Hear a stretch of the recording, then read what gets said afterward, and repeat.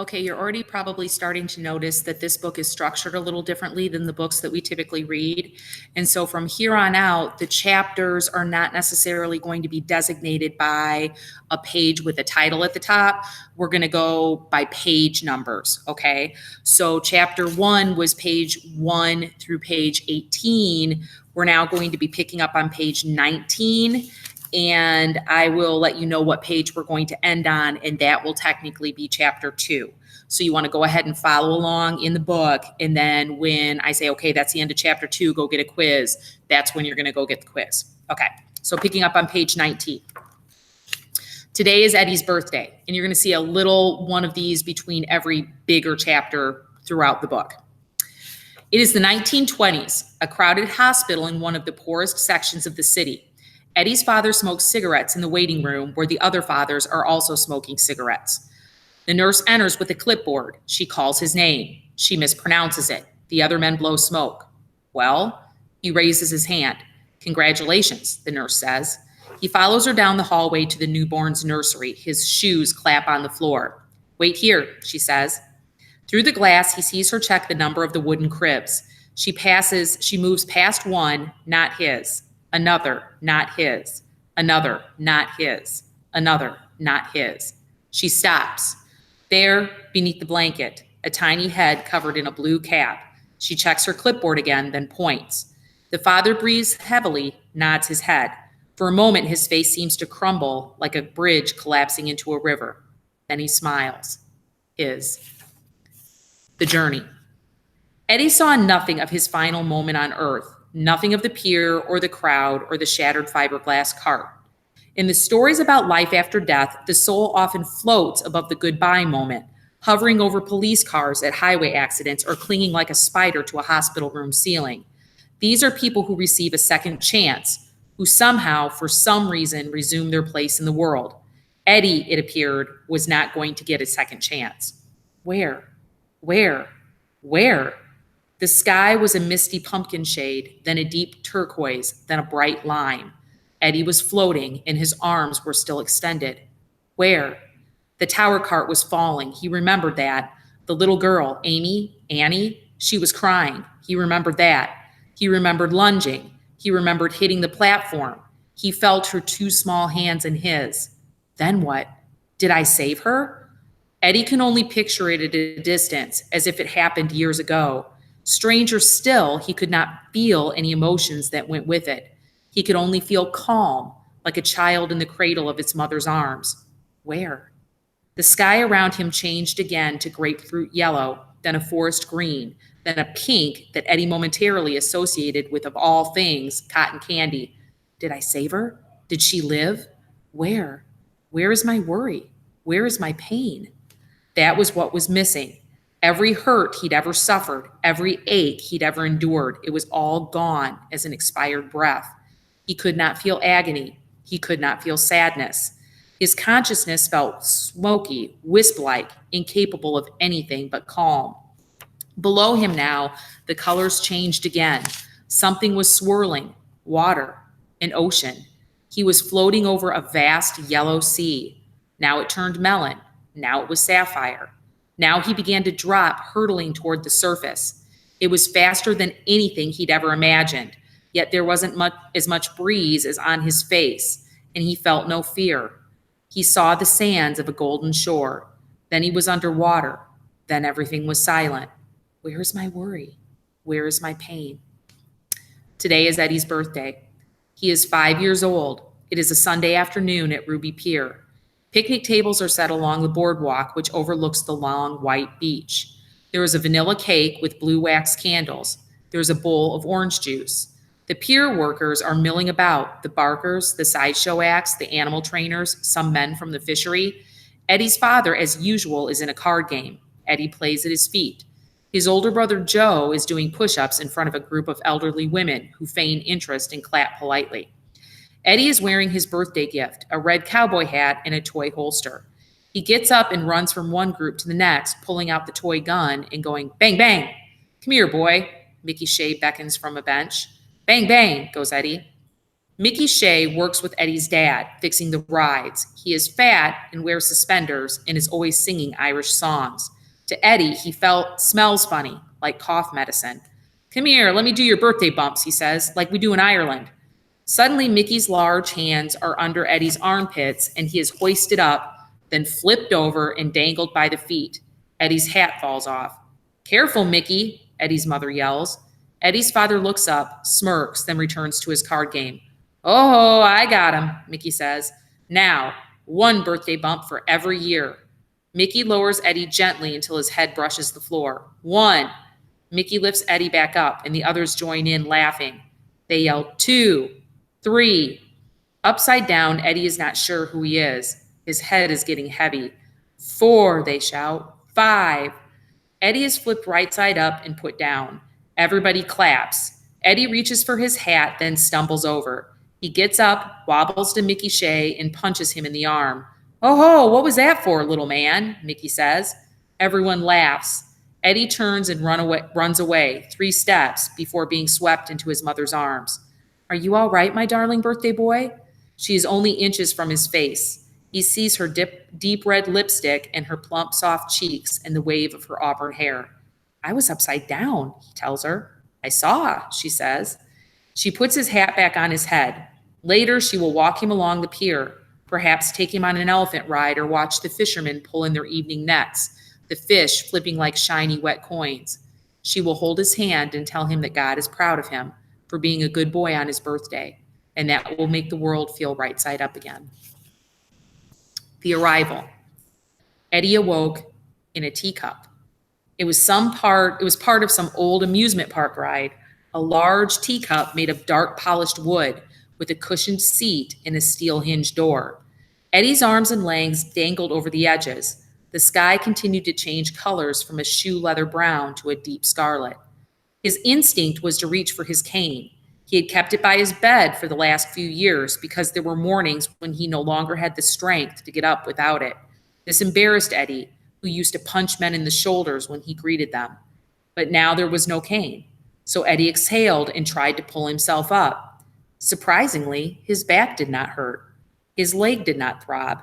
He yanked harder and hoisted himself easily over the edge of the teacup, landing awkwardly on the ground where he was struck by 3 quick thoughts. First, he felt wonderful. Second, he was all alone. Third, he was still on Ruby Pier. But it was a different Ruby Pier now. There were canvas tents and vacant grassy sections, and so few obstructions you could see the mossy breakwater out in the ocean. The colors of the attractions were firehouse reds and creamy whites, no teals or maroons, and each ride had its own wooden ticket booth. The teacup he had awoken in was part of a primitive attraction called Spinorama. Its sign was plywood, as were the other low-slung signs hinged on storefronts that lined the promenade. El Tiempo cigars, now that's a smoke. Chowder, 10 cents. Ride the Whipper, the sensation of the age. Eddie blinked hard. This was the Ruby Pier of his childhood, some 75 years ago. Only everything was new and freshly scrubbed. Over there was the Loop-the-Loop ride, which had been torn down decades ago. And over there, the bathhouses and the saltwater swimming pools that had been raised in the 1950s. Over there, jutting into the sky, was the original Ferris wheel in its pristine white paint. And beyond that, the streets of his old neighborhood and the rooftops of the crowded brick tenements with laundry lines hanging from the windows. Eddie tried to yell, but his voice was raspy air. He mouthed a hey, but nothing came from his throat.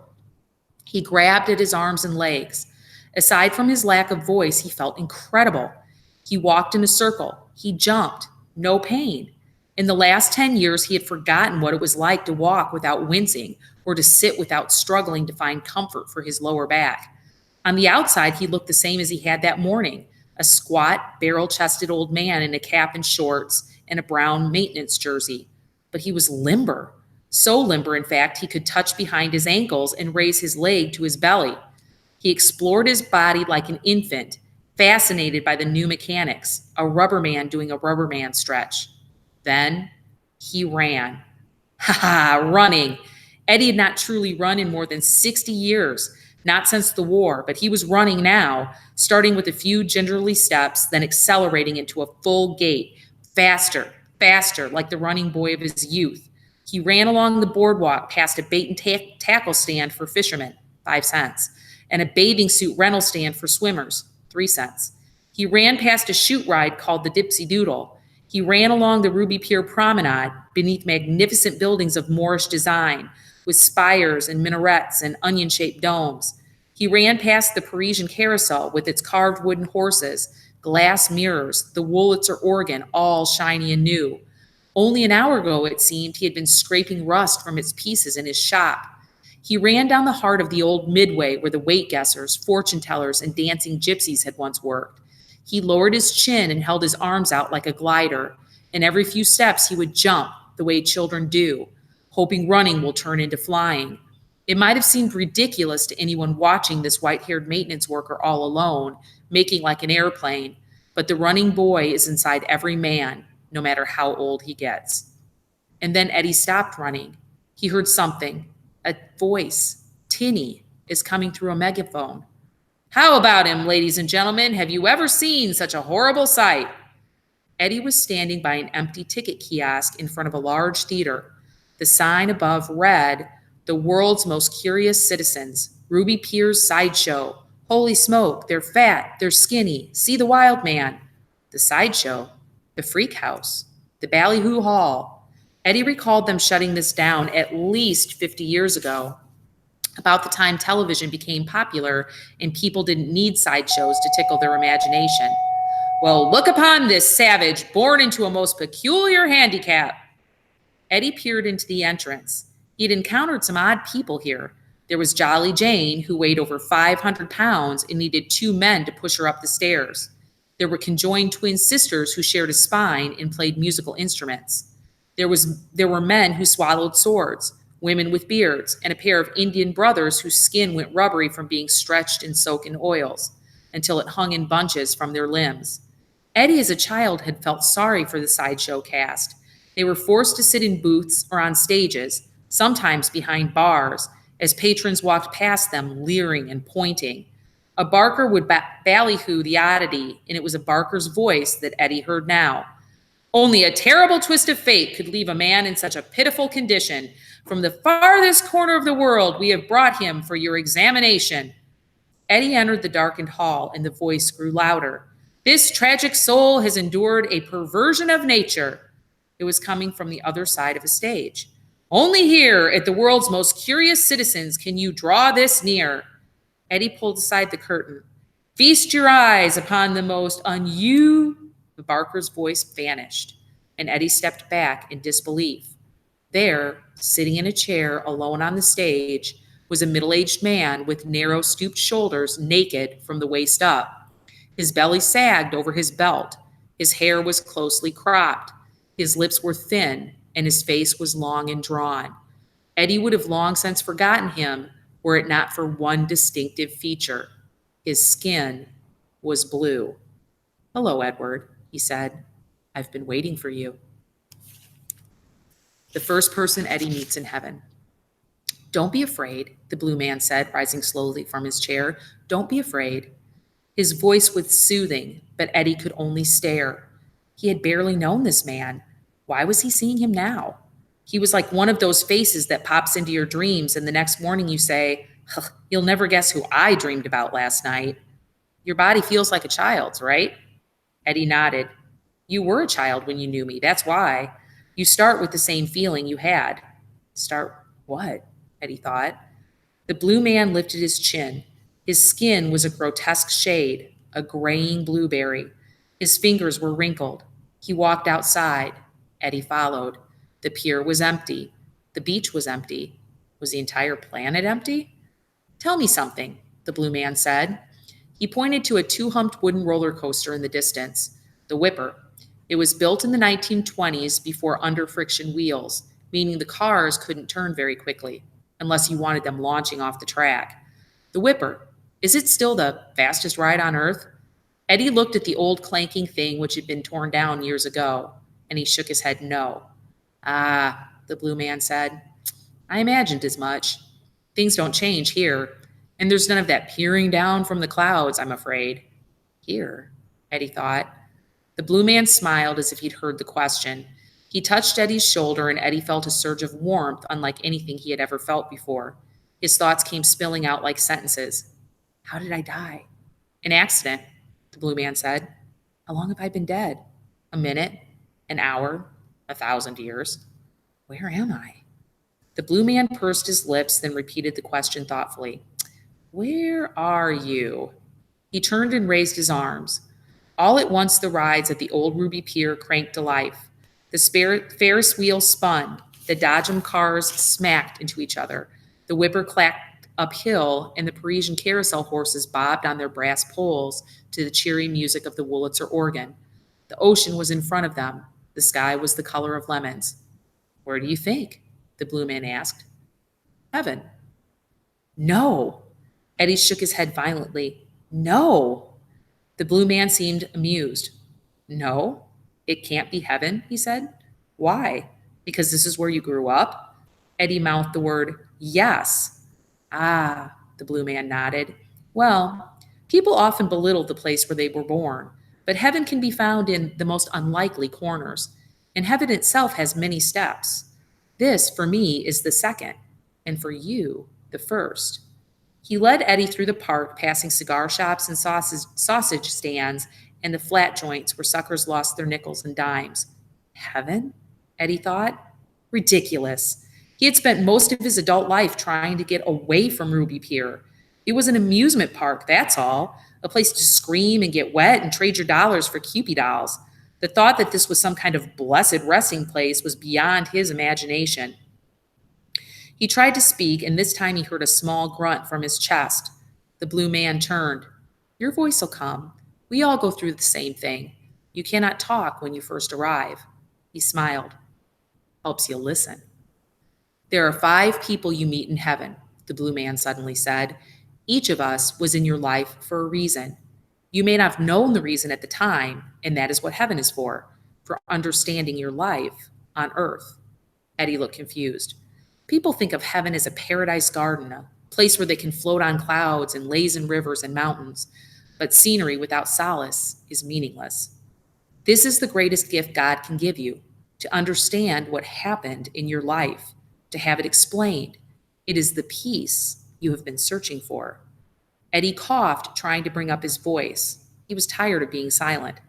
I am your first person, Edward. When I died, my life was illuminated by 5 others.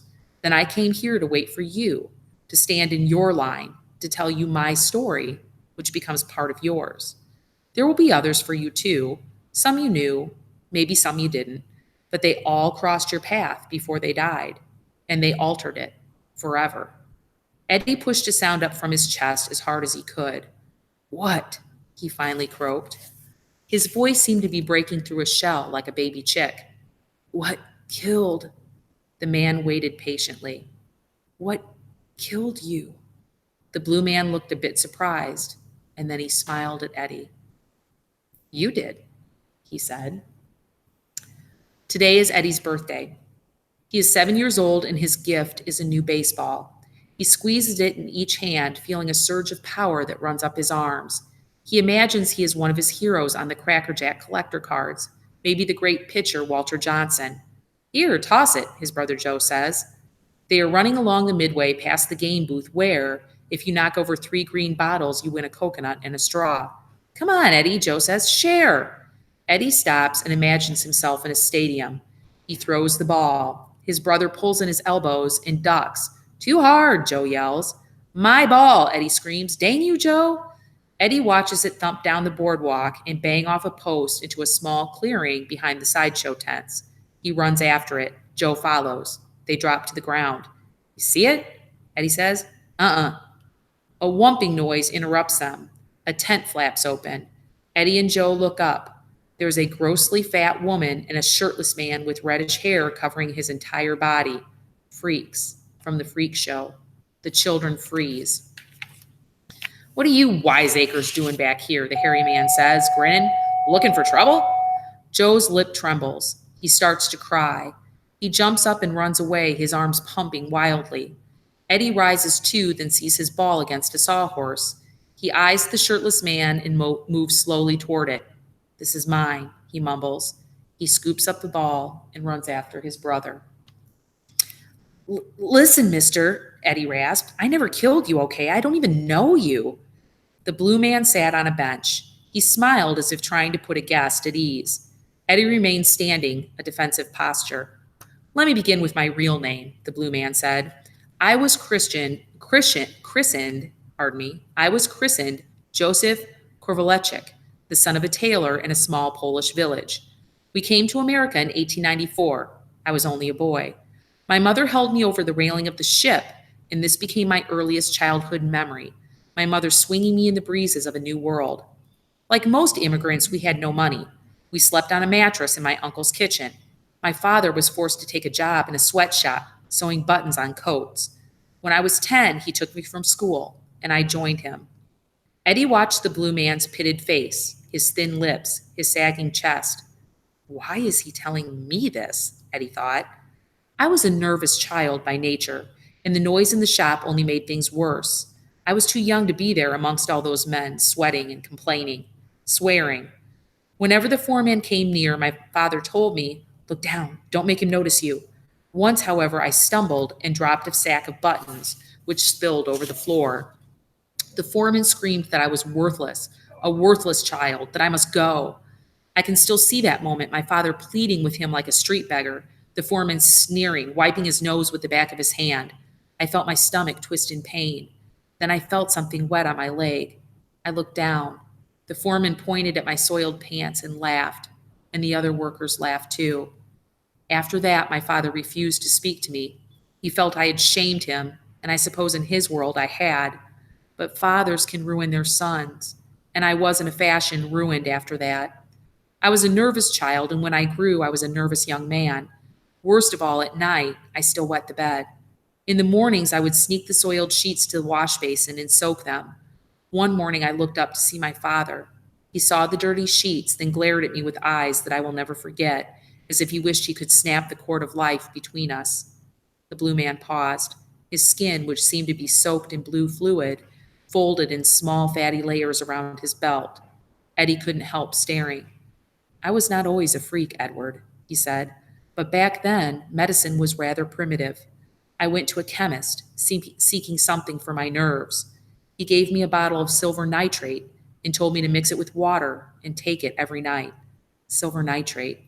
It was later considered poison, but it was all I had. And when it failed to work, I could only assume I was not ingesting enough. So I took more. I swallowed 2 gulps, and sometimes 3, with no water. Soon, people were looking at me strangely. My skin was turning the color of ash. I was ashamed and agitated. I swallowed even more silver nitrate until my skin went from gray to blue, a side effect of the poison. The blue man paused and his voice dropped. The factory dismissed me. The foreman said I scared the other workers. Without work, how would I eat? Where would I live? I found a saloon, a dark place where I could hide beneath a hat and a coat. One night, a group of carnival men were in the back. They smoked cigars. They laughed. One of them, a rather small fellow with a wooden leg, kept looking at me. Finally, he approached. By the end of the night,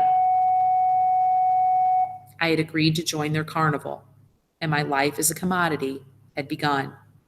Eddie noticed the resigned look on the blue man's face. He had often wondered where the sideshow cast came from. He assumed there was a sad story behind every one of them. The carnivals gave me names, Edward.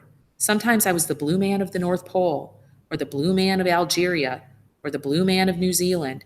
I had never been to any of these places, of course, but it was pleasant to be considered exotic, if only on a painted sign. The show was simple.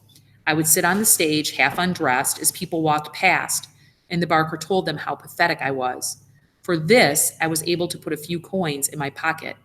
The manager once called me the best freak in his stable, and sad as it sounds, I took pride in that. When you are an outcast, even a tossed stone can be cherished. One winter I came to this pier, Ruby Pier. They were starting a sideshow called The Curious Citizens. I liked the idea of being in one place, escaping the bumpy horse carts of carnival life. And this became my home. I lived in a room above a sausage shop. I played cards at night with the other sideshow workers, with the tinsmiths, sometimes even with your father. In the early mornings, I wore long shirts and draped my head in a towel. I could walk along this beach without scaring people. It may not sound like much, but for me, it was freedom I had rarely known. He stopped and looked at Eddie. Do you understand why we're here? This is not your heaven, it's mine. Take one story viewed from different angles.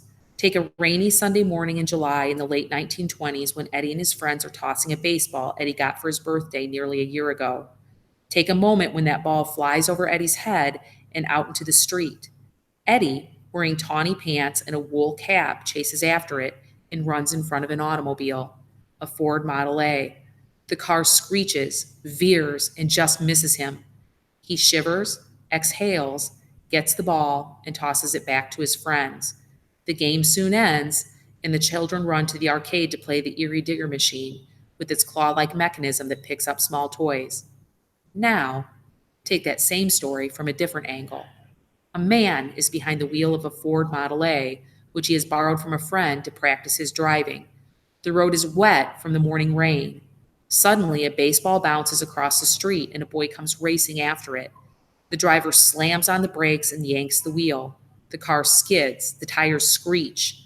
The man somehow regains control and the Model A rolls on. The child has disappeared in the rearview mirror, but the man's body is still affected. Think of how close he came to tragedy. The jolt of adrenaline has forced his heart to pump furiously, and this heart is not a strong one, and the pumping leaves him drained. The man feels dizzy, and his head drops momentarily. His automobile nearly collides with another. The second driver honks. The man veers again, spinning the wheel, pushing on the brake pedal. He skids along an avenue, then turns down an alley. His vehicle rolls until it collides with the rear of a parked truck. There is a small crashing noise. The headlights shatter. The impact smacks the man into the steering wheel. His forehead bleeds.